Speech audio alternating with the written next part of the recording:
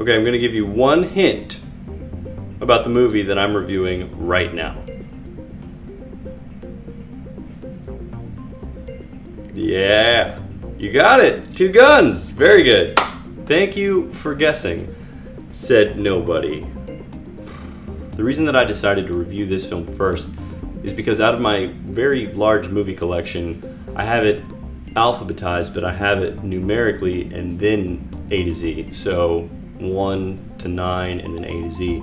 So Two Guns was the very first movie that I had, and I had just bought the graphic novel right after I bought the movie.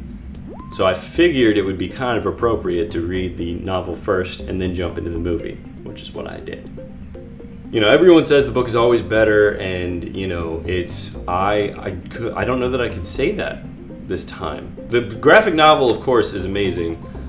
I loved it. I thought it was really great, well done, and stylistically gorgeous. The artwork's fantastic. It's very different, it's very edgy, as in there's lots of edges and cuts. Like everything is very like angular. It's very rough, and it's very much the feel of the story as it is, which translates really well to the movie, honestly. There's a lot of stuff about the movie that is pretty rough, but they took it a little bit more towards a comedic route, which is fine.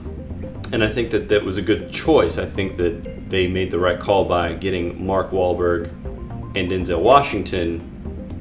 So there's a couple things. I don't necessarily want to rate things on a scale of 1 to 5 or 10 or what have you. I just want to look at everyday things that are in every movie, such as plot, the acting, directing, adaptation, if it's a book or not, how true it is to the actual material. So the plot itself for the movie is, I want to say, in the middle. It's not weak in the sense that it's so clean cut that you know, a child can figure it out. Maybe they could, but basically it has more to it. It has some twists. I think that is why it makes it a little more than, you know, weak. It's a little stronger than that, but I wouldn't necessarily say strong, because you get kind of lost with those plot twists. Any type of moviegoer isn't going to be like, I don't get it. Did you get that?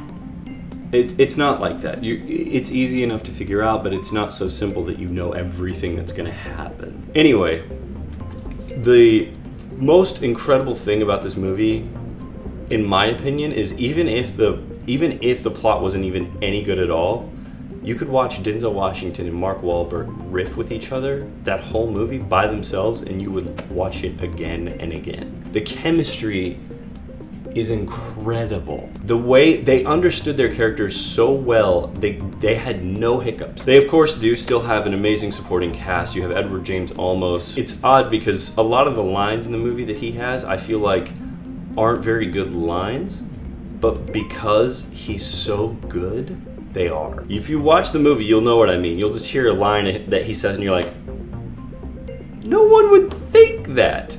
Maybe think. I don't know about say, but I definitely maybe think but not say. He says it and you believe him. You look at James Marsden, great actor in general, love the guy. Enchanted, right?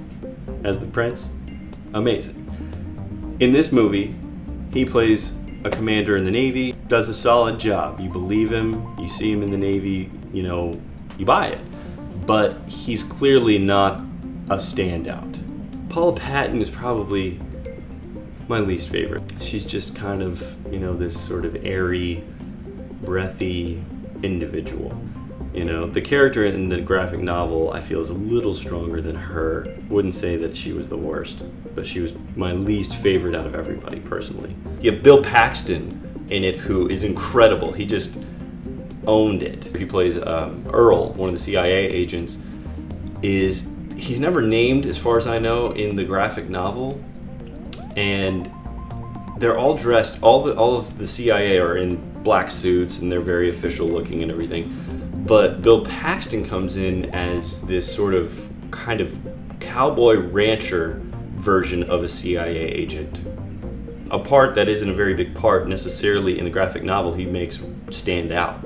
He does a great job of pulling you in. Coming into this, I wasn't necessarily expecting greatness, if you will. I will say, watching this movie, it has a very high watchability rate. Something like Two Guns oddly draws you back in and makes you want to watch it again to catch some more jokes and to see if you missed anything, because there are moments where you feel watching the movie, you see the plot kind of unfurl, but you feel like you're being like they're hiding some plot points. They're like, no, these are mine. You can't have them. They're mine.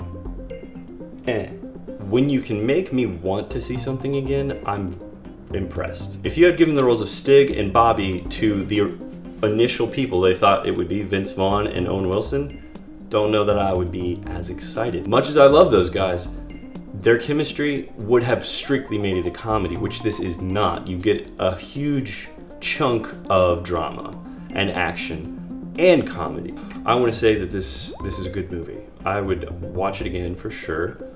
Don't know that it's for everybody. I would recommend it. I think it's a fun time. I think you'd enjoy it. You may not love it, you may not go buy it, but you won't necessarily walk away and go, I hated that. That ruined my life.